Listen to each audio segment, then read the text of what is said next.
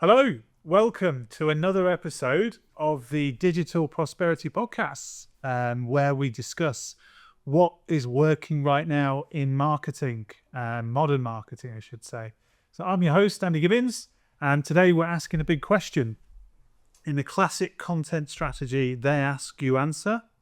Is it dead or more relevant than ever in the age of AI and ChatGPT? So AI now answering a lot of buying questions directly, skipping search results altogether. People are. How do you get your business found? How do you get it seen? How do you get it trusted? What role does content really play today? So joining me today is our director, Williamson. Andy, Once again, you might recognize nice to be back. previous episodes yet. We brought you back in. Good to be back. Yes. Yeah, always enjoy the pod. Yeah, fantastic. And we're here to discuss this hot topic today. Yes. And it is a hot topic. It is. And obviously AI has been massive. And it's been hot as a topic for marketers for about 2 years.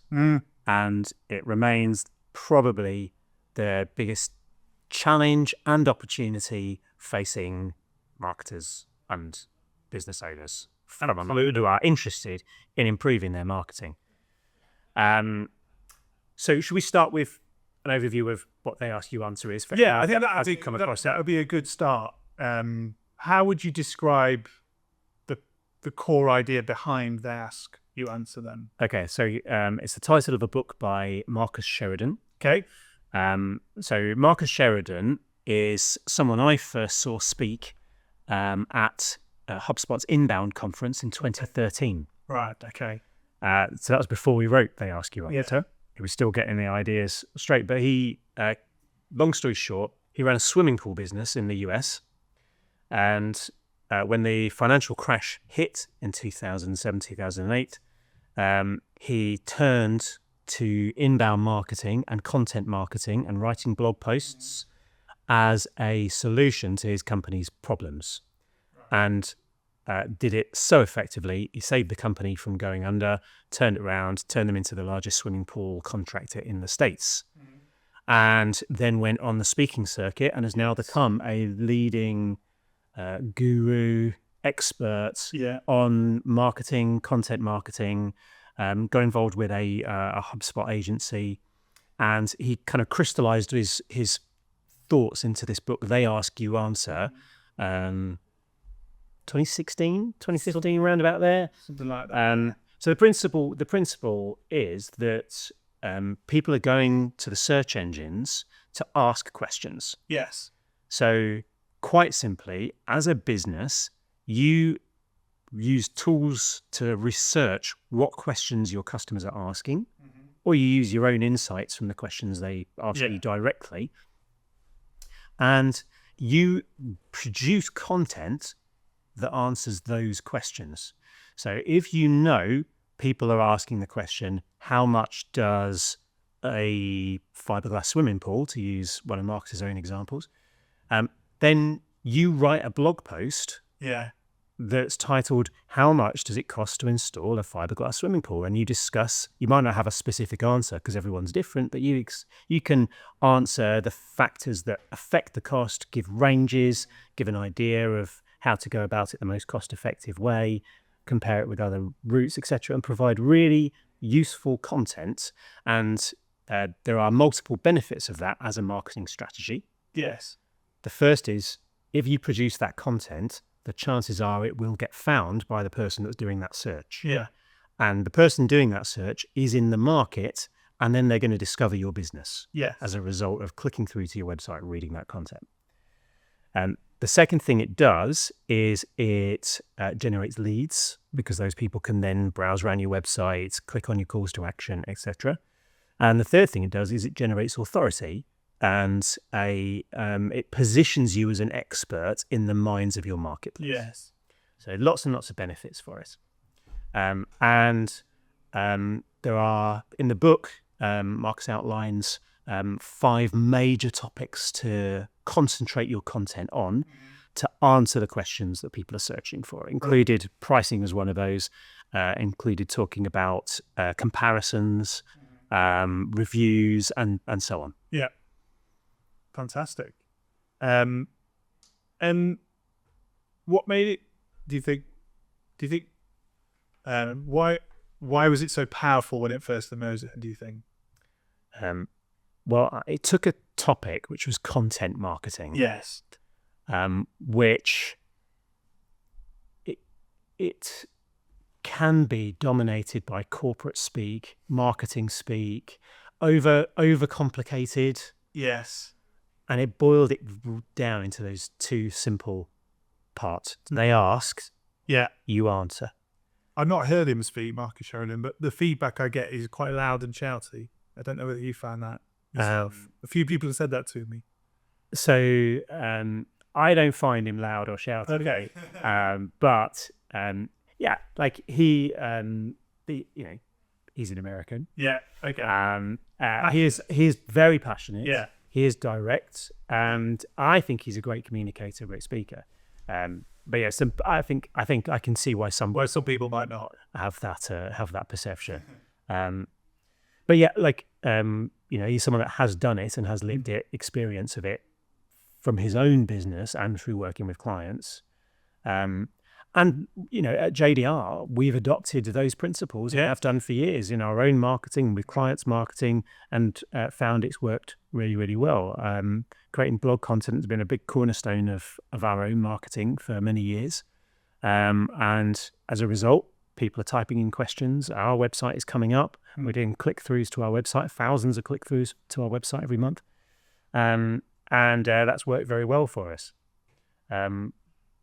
But we're in a world now where AI has come into the equation. That's the challenge, isn't it, now? Because, some marketers are saying that why bother with blog content or answering these questions when AI can just give instant answers? Yes. So I was watching a HubSpot podcast video just this morning, and they were talking about the stats that for every something like, it used to be the case that for every 5 pages you produced on your website, or that Google crawled on your website, you would get one person that clicked through, right, on average.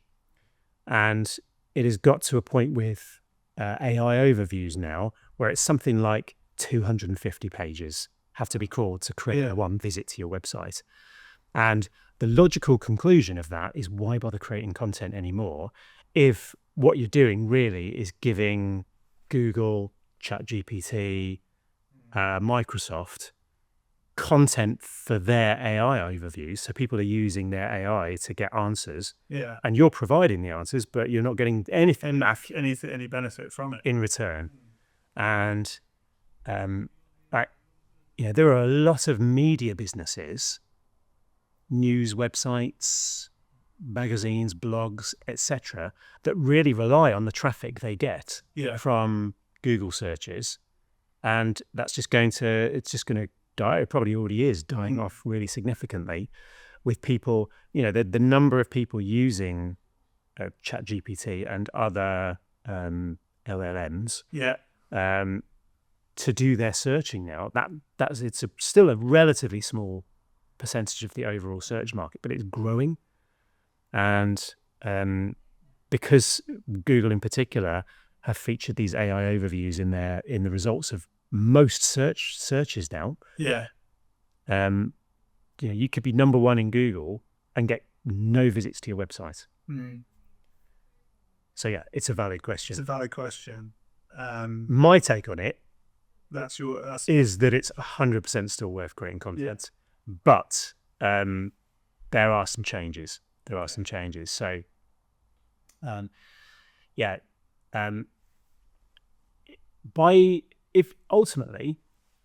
if you are creating good content that answers the pain points of your question, of your prospects, you will be recommended or featured in the answers of the AI tools Yes, you'll be listed as the source. the source. The challenge is very few people will click through to your website. Nice, yeah. And so that there will be a value in being named as a source Yes. in those.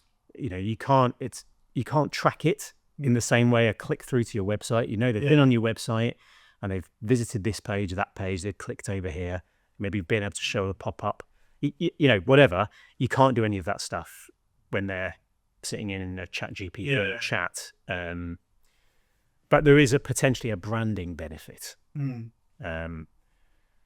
So what we're finding is we're getting fewer visits to our blog content. Yes. In particular. So our blog traffic, despite having fantastic Google rankings, is seeing dwindling traffic. Yeah. And we've, I know some major blogs like the HubSpot blog. You've probably seen a lot of talk about that on LinkedIn over the past 3 months or so. Has been massively declining in traffic, which is fundamental way they grew their business originally. So you get fewer traffic, but fewer visits, less traffic. What we've been finding though is we've been getting some really good leads via ChatGPT and other AI tools. So I think that when people are recommended to you in these tools, by the time and you're not in control of this journey at all, but by the time they visit your site, they're generally well qualified, absolutely, and have a certain level of trust because of what the recommendations made by whatever the AI tool they're using is. So we found that with prospects and business owners I've spoken to that found through that. Yes, is that that level of credibility is already established. Yes. That level of competency doesn't have to be proven. Yes. Acceptably. Yes. Is that they have that already. Yes. Or my friend ChatGPT recommended. Yeah. So you must be. This is almost like a referral. Exactly right. Even more powerful. So yes. As well. Yes. It's not word of mouth. It's word of AI. Absolutely. But on that though, because obviously that's the benefit of still creating content and using AI to do so. There is also the AI can write your content. Yes. As well.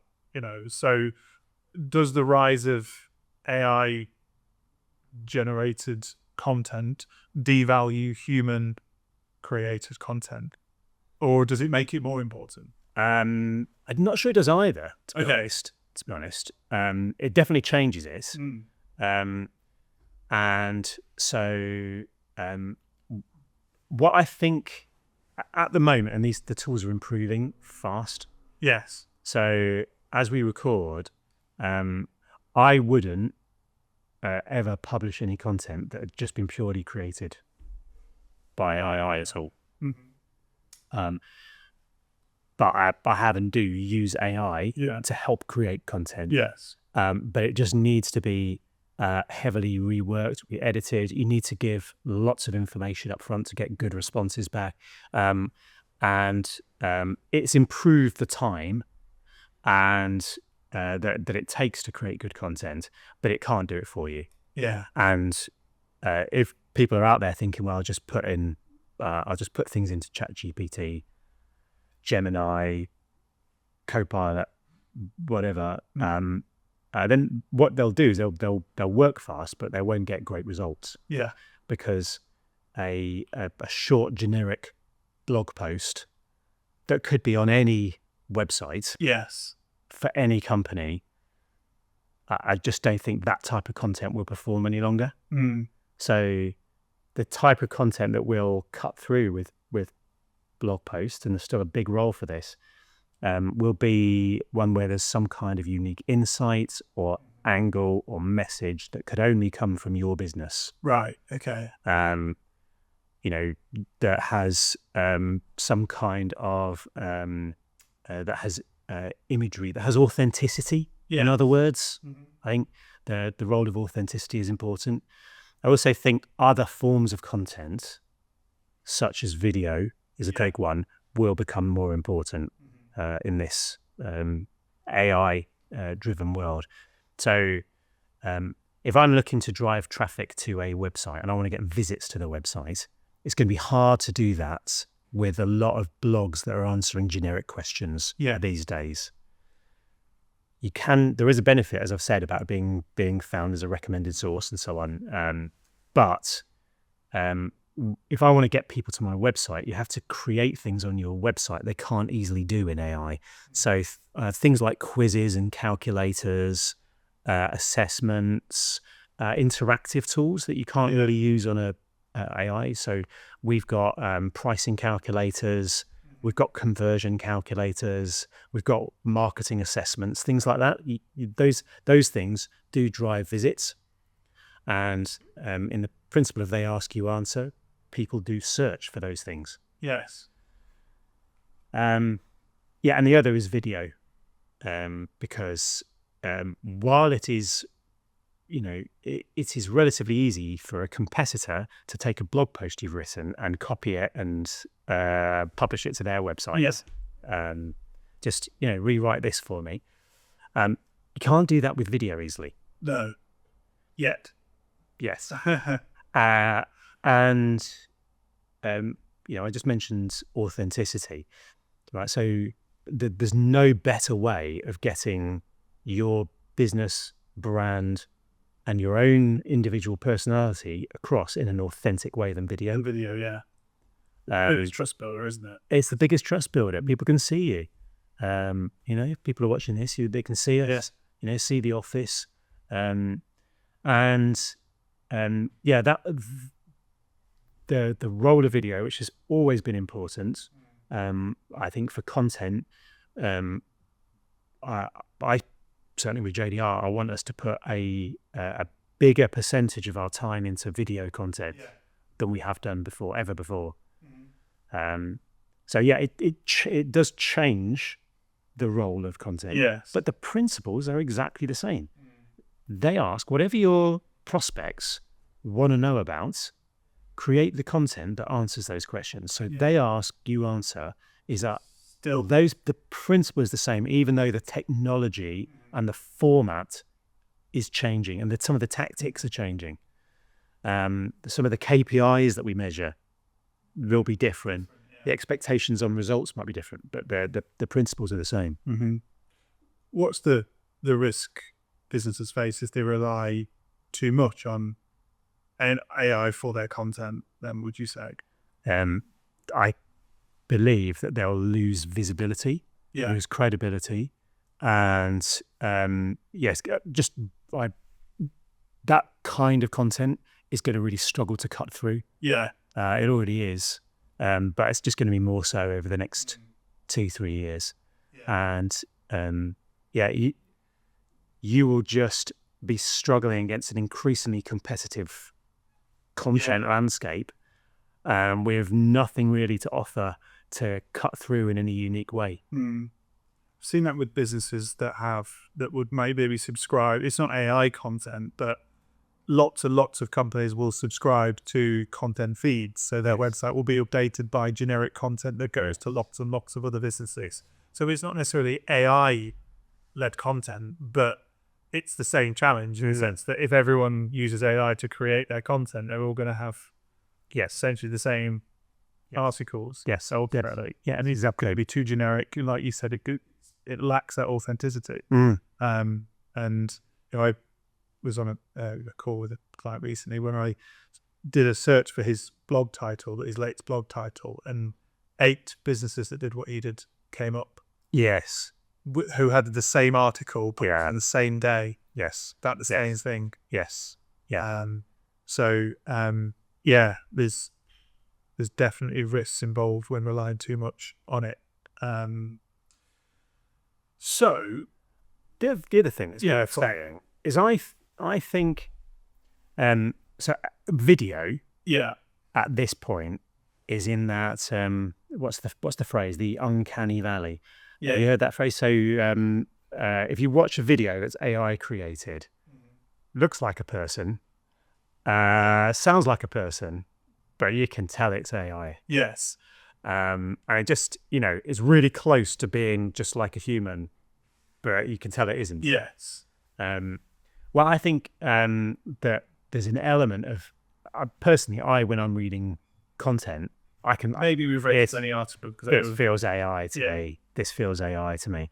yeah, And yeah, like don't get me wrong, it's getting better yeah, and it's improving, and I know people are doing amazing things with it.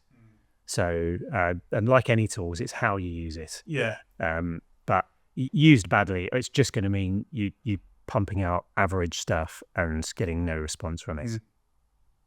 yeah, absolutely. You're not the reason you do it is to be that authority, to be that trusted source. Right. If you're just posting generic content that it has no value, and Google, ChatGPT, all the platforms are not going to value it as well. Okay, so obviously we accept now that people are asking and using ChatGPT and other platforms more for product recommendations, for advice. As a business then, how do you get found in that AI conversation? How can you come up in ChatGPT? Well, it's a lot of similar principles to SEO currently, and this will change and evolve. But it's very interesting, and it's one that frankly we're still learning about. So ChatGPT, if you type in, right, recommend me a marketing agency.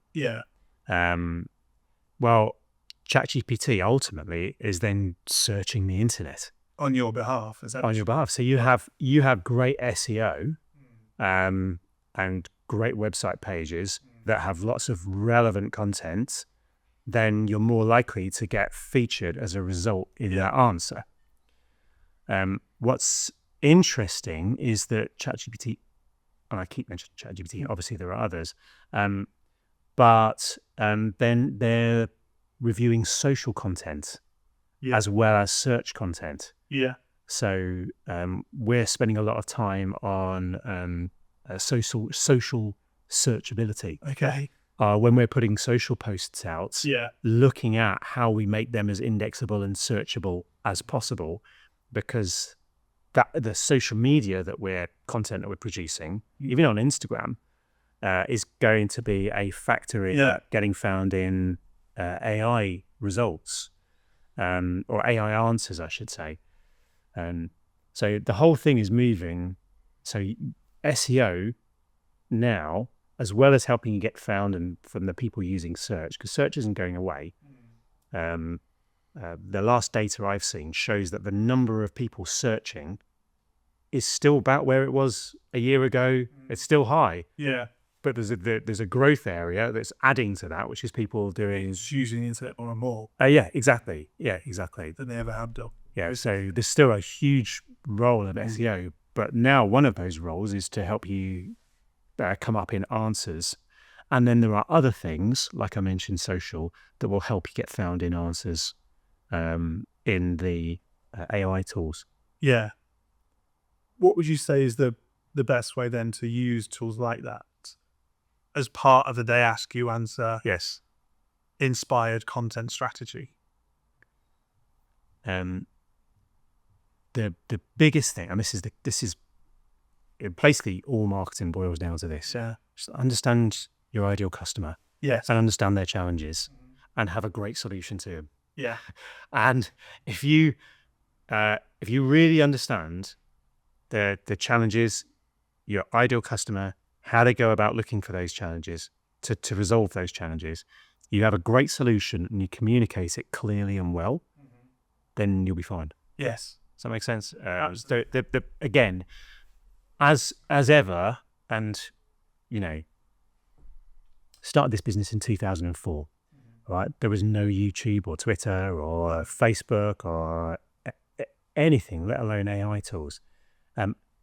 There's been so many significant changes in digital marketing over the past 20 years, and this AI revolution we're going through is another one of those.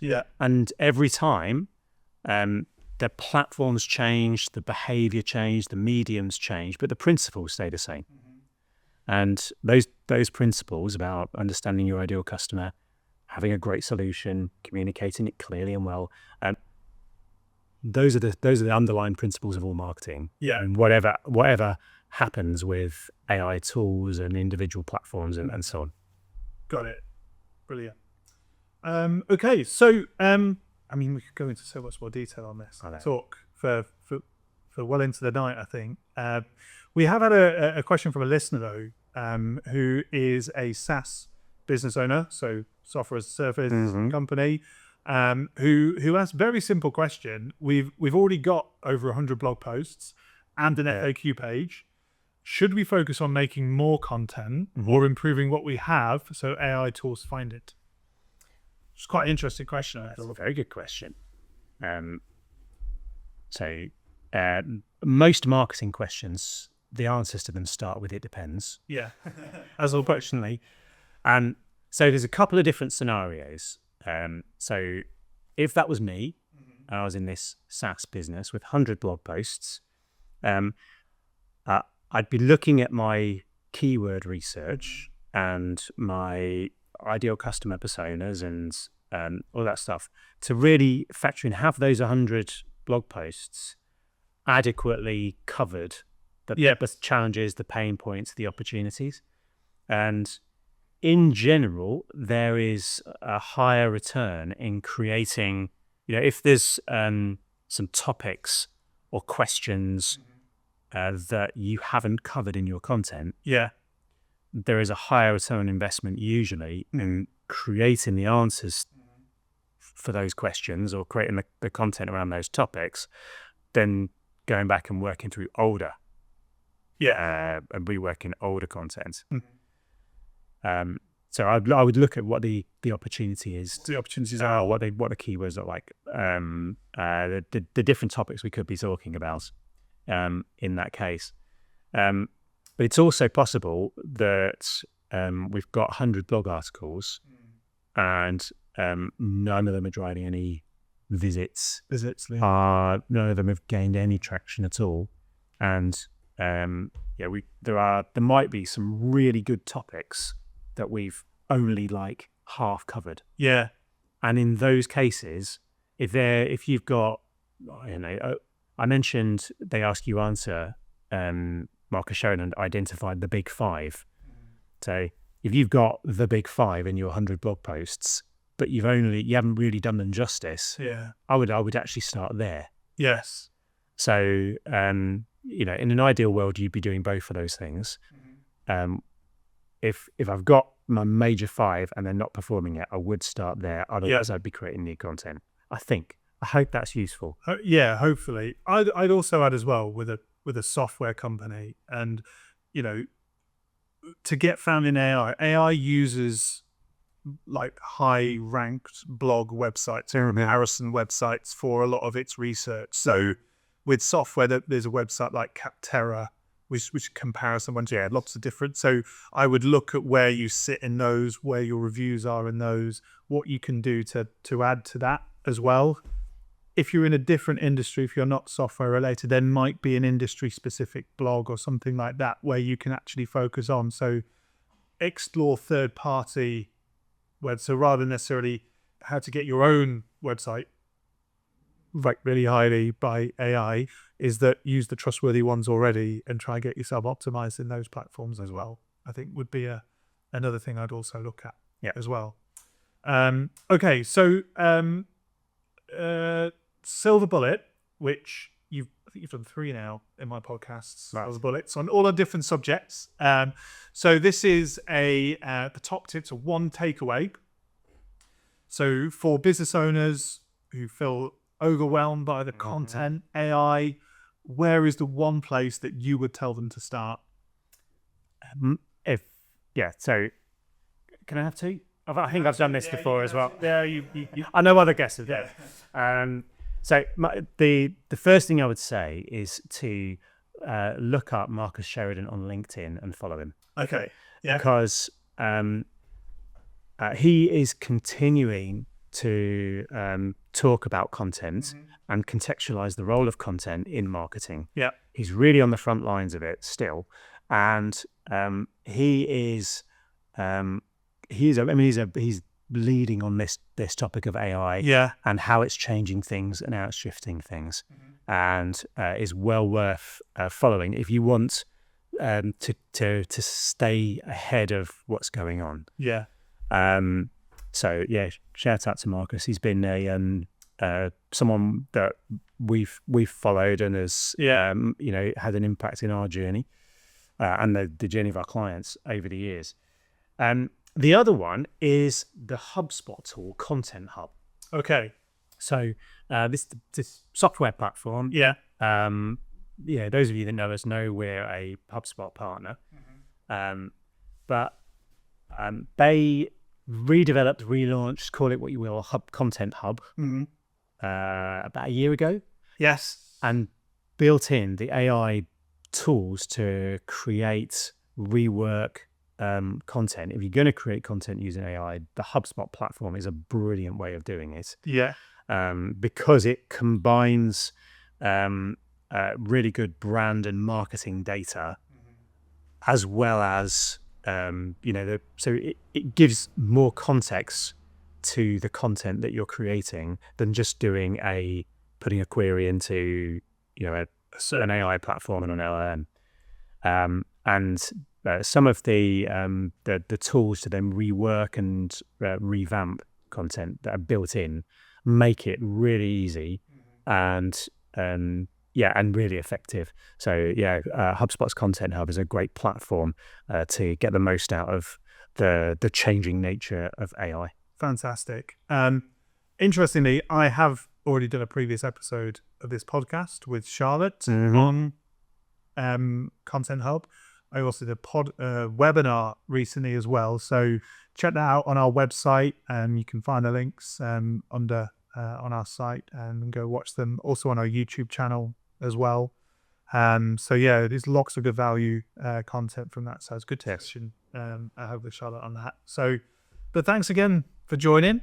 As I said, we can carry on all day. I'm conscious I have to wrap these up. Like I said, it's challenging and exciting at the same time. This period of change, and so it's really good. Key, you must stay ahead of it. Absolutely. Thanks for sharing so many practical insights there, and thank you all for listening, for watching. If you got value from this episode, please subscribe, share it with any interested friends, colleagues, who also want to learn about their marketing and the growth of AI. Until next time, keep answering the questions your customers are really asking. Thanks, guys. Cheers. Bye-bye.